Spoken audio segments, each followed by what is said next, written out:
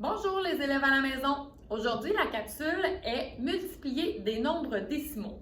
En fait, multiplier des nombres décimaux, c'est la même chose que multiplier des nombres naturels.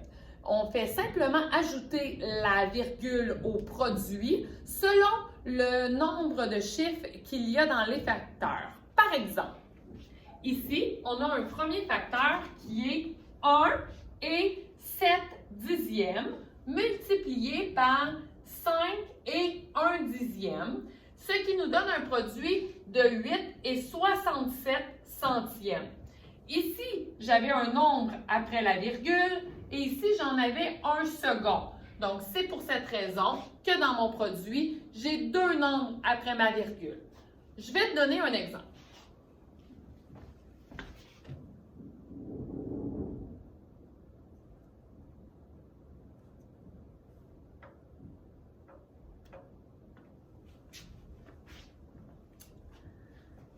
On place nos nombres, ici 174 et 8 dixièmes multipliés par 2 et 4 dixièmes, on s'assure toujours de placer le nombre qui a le plus de chiffres en haut et celui qui a le moins de chiffres en bas, comme ceci.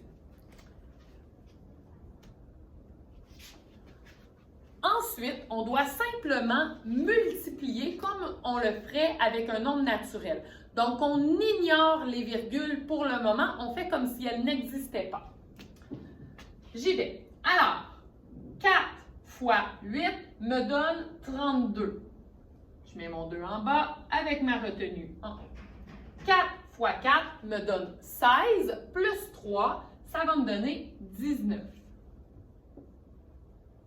4 fois 7 me donne 28, plus ma retenue de 1, ça va me donner 29. Je place mon 9 en bas avec ma retenue en haut. 4 fois 1 me donne 4, plus 2 vont me donner 6.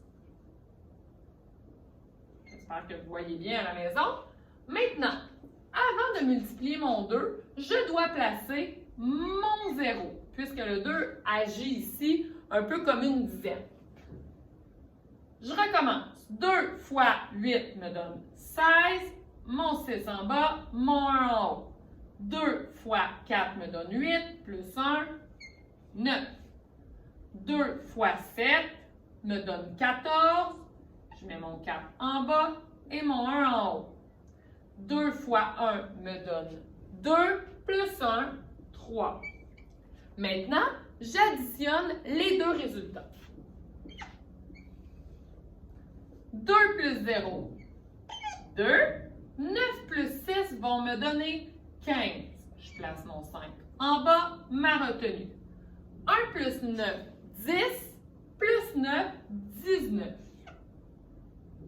J'ajoute ma retenue. 1 plus 6, 7 plus 4, 11. J'ajoute ma retenue. 1 plus 3, 4. Alors, pour le moment, j'ai une réponse de 41 952, ce qui fait aucunement du sens parce que j'avais 2 fois le nombre 174 environ si je fais une approximation. Donc, c'est ici que je dois placer ma virgule. Pour bien placer ma virgule, je dois compter le nombre de chiffres que j'avais à la suite de mes virgules en haut pour aller mettre le même nombre de chiffres dans mon produit, dans ma réponse en bas. Donc ici, j'ai 1, 2 chiffres. Donc en bas dans mon produit, je dois laisser 2 chiffres après ma virgule, ce qui va me donner 419 et 52 centièmes, ce qui fait beaucoup plus de sens.